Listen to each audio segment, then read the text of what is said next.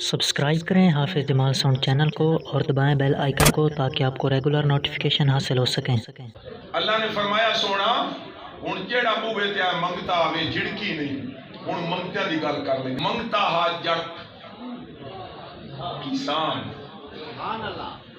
واہی واہ، اے واہی واہ دی شان ہے کہ تاجروں نے مکہ سے ہمارے نبی کو نکالا، کسان کھلے دل دے والے کو مدینے والے اوس و خزرج کے قبیلے والے واہی واہ، انہوں نے مصطفیٰ کو سینے سے لگایا اور حضور نے بھی وفا نبھائی۔ اوس و خزرج والوں، میں بھی پلٹ کر اپنے وطن نہیں جاؤں گا، پھر پلٹ کر مکہ نہیں جاؤں گا۔ حالانکہ اباؤ و اجداد کی قبریں مکہ میں، کعبہ مکہ میں، آب زمزم مکہ میں، صفا و مروہ مکہ میں، حجر اسود مکہ میں، مقام ابراہیم مکہ میں، پلٹ کر کیوں نہیں گئے؟ حضور نے وفا نبھائی سخت ماحول میں۔ اور جب وہ کہہ رہے تھے نا کہ ہمارے ساتھ مدینے چلو، حضور نے فرمایا جانتے ہو میرا جانا کتنا آپ کے لیے مشکل ہوگا، جانے دینا پڑے گی، جنگیں لڑنا پڑے گی۔ انہوں نے کہا اب آقا نے فرمایا قیامت تک میں بھی مدینہ سے نہیں جاؤں گا۔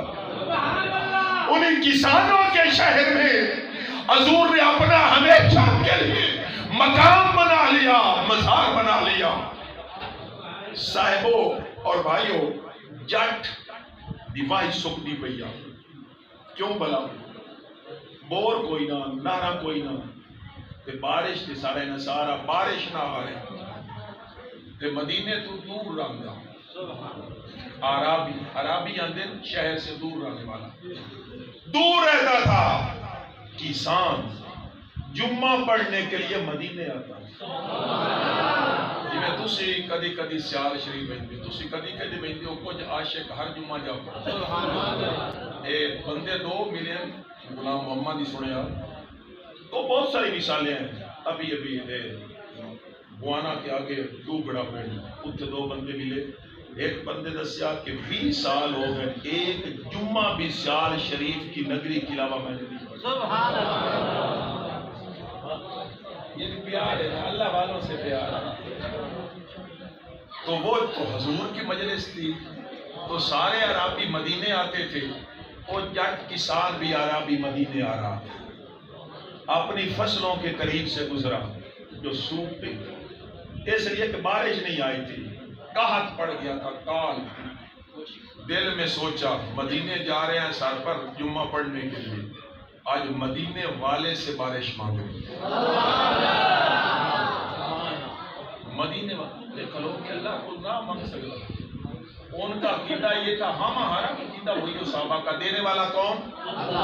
کوئی فرق ہے اللہ کی قسم، کوئی مانے یا نہ مانے، ہمارا تو یہی عقیدہ ہے، دیتا ہے خدا مگر دیتا ہے صدقہ محمد۔ خدا دینے والا، اس عقیدے میں کوئی کمی نہیں ہونی چاہیے۔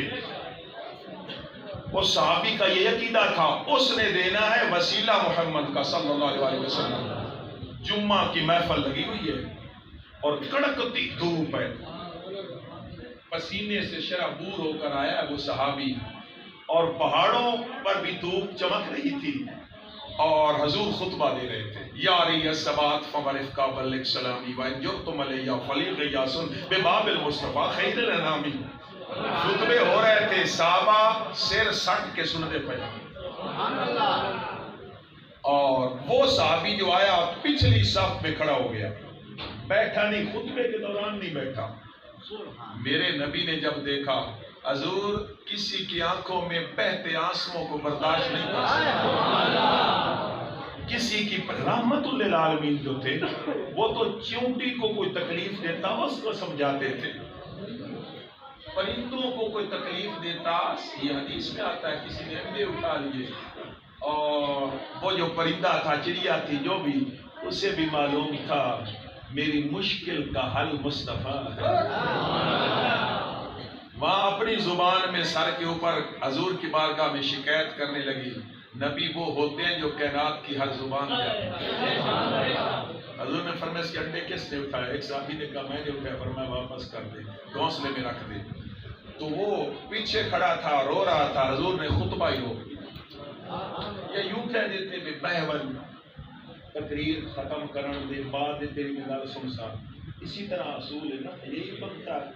مگر حضور علیہ السلام تھے اصول تو انہی کے فعل سے بنتے ہیں. میرے نبی نے خطبہ روکا اور اس سے پوچھا رو کیوں رہا ہے؟ دکھاں دا مارے ہویا سال دی روزیہ بچیاں دی بارش نہ آمن دی وجہ تو ختم ہو گئی اس واسطے روندا پڑا کھلا. آقا علیہ السلام نے فرمایا کیوں رو رہا ہے؟ اور رو پڑا.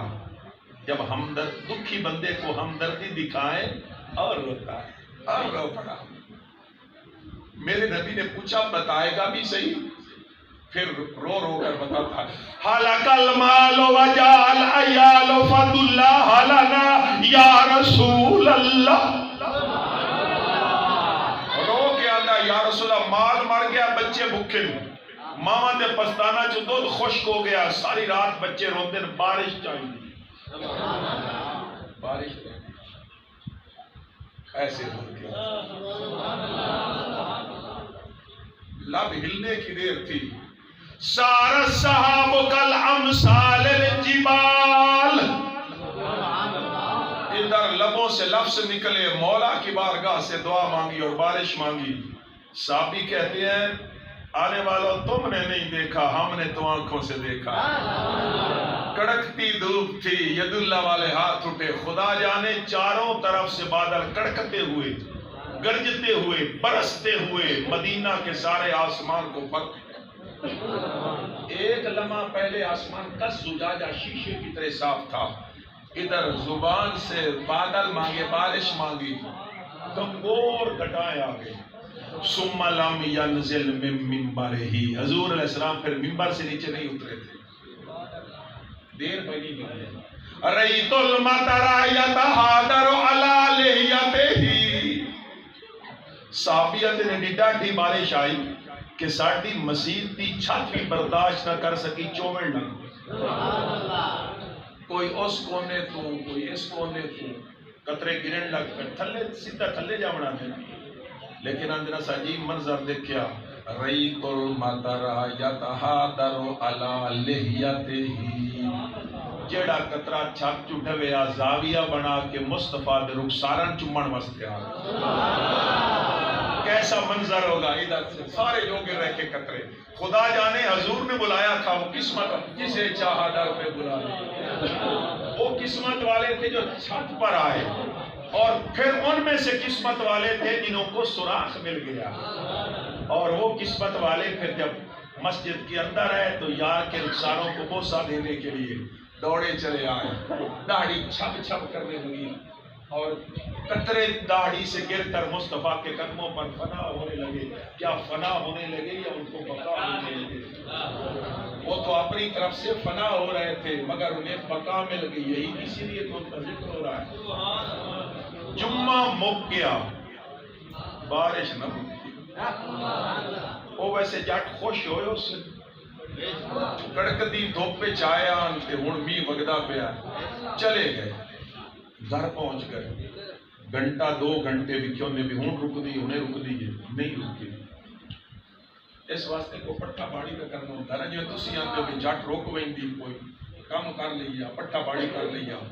انہاں دا بھی انسان یہ ساری اول سے آخر تک یہ ضروریات ہے. کچھ دیر رک جاتی تو کام کو کر لیتے اور اللہ سے کہنے لگے مولا جھٹ روک کے چاہا. اللہ نے نبی علیہ السلام کی طرح جبرائیل کو بھیجا. میرے محبوب سے پوچھو انہوں نے گل سمجھائی کا انہوں نے دسو آ کے منگی میرے یار ایک روکڑی میری سب دیہڑے بارش وگدی رہی راہ پانی نال بھر گئے. مگر 7 دنوں تو بعد نماز تو پڑھ دیا بہانہ کوئی نہ دل کہتا. راہ پانی 7 دیہڑے جو می آوے تب راہ بھی پانی نال بھر ویندے. نماز دا بھی شوق ہاں نہیں لیکن نماز تو ود کے بھی شوق آ یار. ازل سے تیرے عشق کا ترانہ بنی نماز ان کے نظارے کا ایک بہانہ بنی. ادائے دین سراپا نیاز تھی تیری. ارے کسی کو تکتے رہنا نماز تھی تیری. کسی کو تکتے مجھے کیا خبر تھی، مجھے کیا خبر تھی رکوع کی، مجھے کب ہوش تھا سجود کا، تیرے نقش پا کی تلاش تھی کہ جھک رہا تھا نماز میں۔ نماز کا بھی شوق آ، پر ڈھیر شوق آ جلوائے حسن کو تکنے کا۔ آ گئے می مسجد سج کے آئے، بزم سج گئی جمعے دی، می وسدا پہ آئے، او صحابی چوکے درو امدہ، او بھی سج کے تے ڈائے شاہ کے آ گیا۔ اتنا جو سفر آ اور پانی جھاگ جھاگ کے آیا، پچھلے جمعہ جے جگہ کھڑا تھا وہی کھڑا ہو گیا۔ وسطی بارش کھلا ہے، حضور علیہ السلام نے خطبہ روک دیا، کیوں نوں بہ رہے ہیں، پچھلے میری تا بارش واسطے روندا ودا، ہن تو وسطی پئی ہے، بہ جا، بیٹھا نہیں پھر رو پیا۔ کہنے لگا فتحدمت البیوت یا رسول اللہ، تواڈے غریباں مسکیناں نوکراں دے کچے کوٹھے آ، کچھ ڈھائے گئے نے، میں اکھی نال ویکھ کے آیا، کچھ ڈھاندے پئے اور راہ پانی نال بھر گئے، اے بارش نو آکھو رک جا۔ حضور دے چہرے تے مسکراہٹ، اور حضور نے ہاتھ چاہے اللہم لا علینا وحوا علینا، اللہ آسے پاسے بے شک وسعت ہن مدینے چوں ہٹا۔ صحابیہ دن اینج لگدا جی حضور دنگلی دے نال بدل بدھے ہوئے، وہ پورا چھتری روکن آسمان صاف ہو گیا اور ٹھنڈی ہوا مڑ بارش کے بعد سونی سونی ہوا چل رہی۔ حضور علیہ السلام نے فرمایا میں کوئی نعت سنا، اگر تقریر کا نہیں کرنی، 45 نعت خانہ مدینے پاک 45 انہوں نے نام ہی موجود ہے، انہوں نے کلام ہی موجود ہے۔ حضور علیہ السلام نے فرمایا کوئی نعت خان اٹھی ہو تے نعت سنائے، اور جڑے نعت خان پتہ نہیں نا اے بلا کیوں نہیں ہٹتے، بھائی جس شاید تو ذوق ہوندا نا، اسی ہمیں نعت خان نہیں پڑھتا پیا، اصل اس اندر دی ہو پر ذوق کرتا میں دیتا۔ جب وہ نعت پڑھ رہے ہوتے ہیں نا تو کہتے ہیں یہ بھی پڑھوں گے، یہ بھی پڑھوں گے، یہ بھی پڑھوں گے، اور وقت کے کہتی ہے پھر ہٹنا تو پڑتا ہے۔ اب 45 نعت خان تھے، سب کا دل کر رہا تھا میں پڑھوں، فرمائش میں پوری کروں، مگر اس دن جس نے نعت پڑھی اس نعت خان کا نام بتاؤں؟ وہ بیٹھا بھی قریب تھا اور اٹھ کر کھڑے ہوئے مولا علی، عرض کی یا رسول اللہ اگر حکم دیں تو میں نہ نعت سناؤں، اور مجھے معلوم ہے آپ کون سی نعت سننا چاہتے ہیں، آپ حسین کے دادا ابو طالب کی لکھی ہوئی نعت سننا چاہتے ہیں۔ اب میں اس تفصیل میں نہیں جاتا کہ ابو طالب نے کب نعت لکھی تھی، وہ ایک پورا واقعہ ہے آپ جانتے ہیں، تو بس فرمایا کہ علی پھر سناؤ، پھر کیسا منظر ہوگا، برستی بارش کی بوندیں رک گئی تھی، ٹھنڈی ہوا تھی، اور مصطفیٰ میر مجلس تھے اور علی نعت پڑھنے والے تھے، کتنا ذوق۔ ابیض یستسقی الغمام بوجہہ سمال الیتامی عصمۃ للارامل، یہ بڑی لمبی نعت ہے لیکن اس کا ایک ہی میں کیوں بولوں، ایک ہی مصرع مجھے یاد ہو سکا ہے، اس کا معنی بتا دیتا ہوں۔ علی نعت پڑھ رہے تھے اور ساتھ اشارہ کر رہے، اس کا معنی ابیض گورے مکھڑے والا سونا، بادلوں کو پیاس لگی تھی، یہ شاعر کا تخیل ہے، حضرت بادلوں کو مارے مارے پھر رہے تھے، ان کو پیاس لگی تھی، پیاس بجھانے کے لیے تیرے گورے مکھڑے کی زیارت تو آ گئی۔ اے یتیموں کے والی، اے بیوہ عورتوں کی عزتوں کے محافظ، اللہ تعالیٰ آپ کی اس محفل کو اپنی بارگاہ میں قبول اور منظور فرمائے۔